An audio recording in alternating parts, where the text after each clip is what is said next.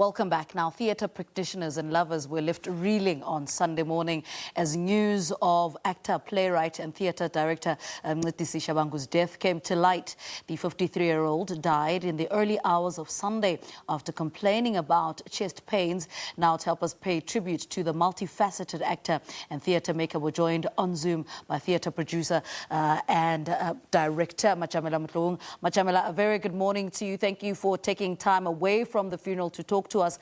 I mean, take us back to when you first met Mncedisi Shabangu. What was happening at that time? Good morning, Lebo and the viewers. I met Mncedisi back in '98 at the Market Lab. He had recently graduated from the school, and I was joining the lab as a trainee. And from '98 to this day, we struck a brotherhood that stuck. You know, from the onset, I knew he was special. He changed how I thought about theater.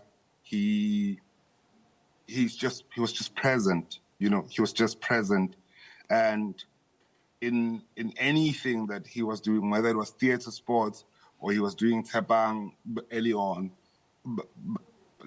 His magic was the thing that you couldn't get away from, and that really attracted me to him, and it attracted me to him to me, you know, and we struck a brotherhood that, Lord, we had no kids when we met. We were in our 20s, and we were there for each other's kids, each other's lives, through the ups and downs of the industry. When I was out in the wilderness, he was one of the closest people to me. When he couldn't get a shoe in the business, I was one of the closest persons to him. And yeah, like it's hard even to try and imagine stories with Mncedisi that don't involve Mncedisi alive, you know? But like it's a mad time for me.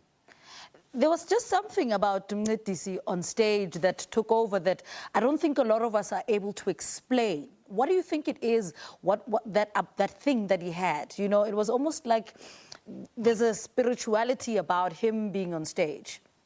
So Mncedisi's favorite quote for those closest to him was that he can never go on stage armed with Stanislavski of Brecht.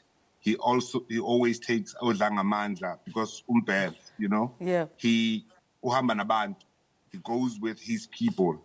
And I think that's the thing. He approached theater for every theater piece that he did, for every film, for every TV role that he did. He came home, you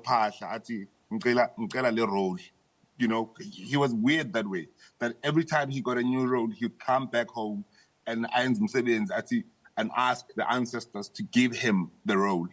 And by the time he comes back on a Monday, man, it's something else. He had an amazing appetite for story. He had an amazing appetite for story. He could take the Chepis rap and turn it into magic, you know, because for some reason he told the story beyond the realm of life. He went beyond and above the spiritual realm, and he was aware of what he was doing. You know, you couldn't corrupt him. The one time I saw his magic was his older brother passed away, and we had to go. He was in the middle of a theater play, so we had to go to a funeral on a Friday night. So he performed, and we went to a play on a Friday night. So drove down to Durban, and we flew back because he had a performance on Saturday, and he was warming up in the plane, and I said to him, "What are you doing? Because you're fidgeting." And he said, you won't understand because I stay ready. So this guy was that dedicated. He was warming up in a plane. I couldn't get it. You know, any other actor would not even have done that. Mm-hmm. But he was present in the work.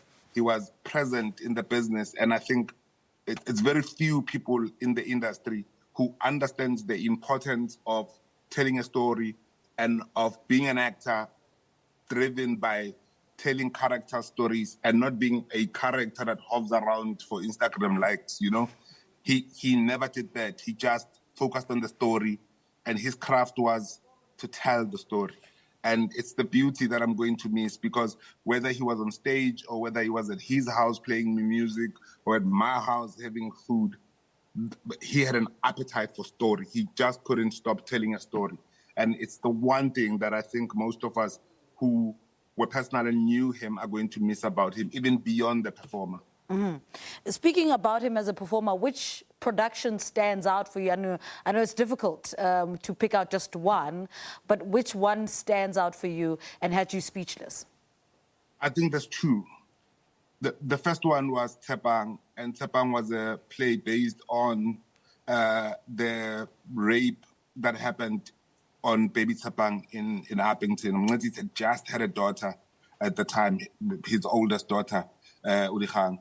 And how Mncedisi treated that story and how he told that story, I think put him on the map. It took him all over the world. And I think that was a turning point in his life. And the second role was Woza Albert. I've been fortunate enough to see both versions, Mbongeni Ngema and Pesim Twas, and him and Hamilton Dlaminis. And hands down, on any day, I'll watch him and Hamilton over and over and over again. And I think, for me, it was key for the both roles because both shows went over 6 years.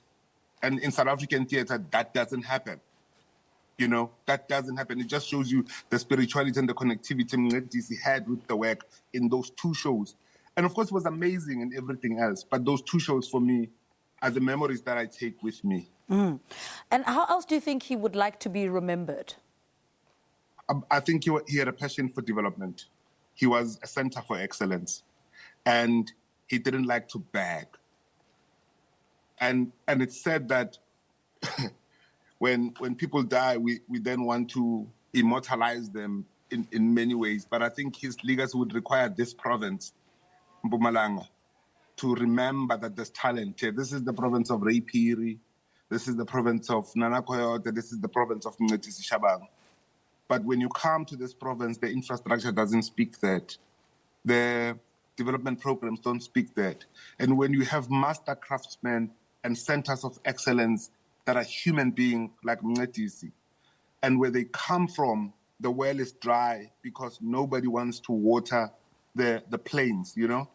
Mncedisi lived from Mpumalanga. Mncedisi died at home in Mpumalanga. He was an internationally acclaimed theater actor. And sometimes, you know, like we have to draw parallels on people.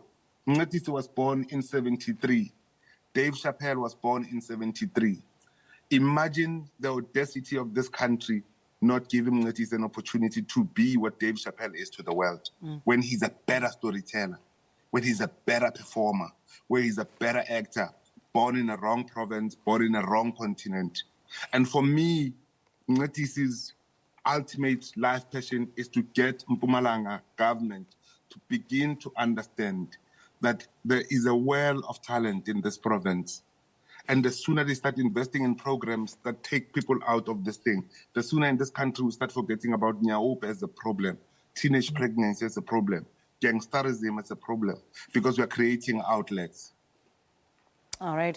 Matjamela Motloung, thank you so much for talking to us. Send our condolences to everybody. I know the theatre world has gathered in Mpumalanga. Thank you so much for taking time to talk to us. Well, theatre producer and director Matjamela Motloung helping us pay tribute to talented actor Mncedisi Shabangu, who died last Saturday. Some of the details coming out there is that a memorial service for Gauteng is set to be held next week on Tuesday. That's August 2nd at the Market Theatre in Johannesburg.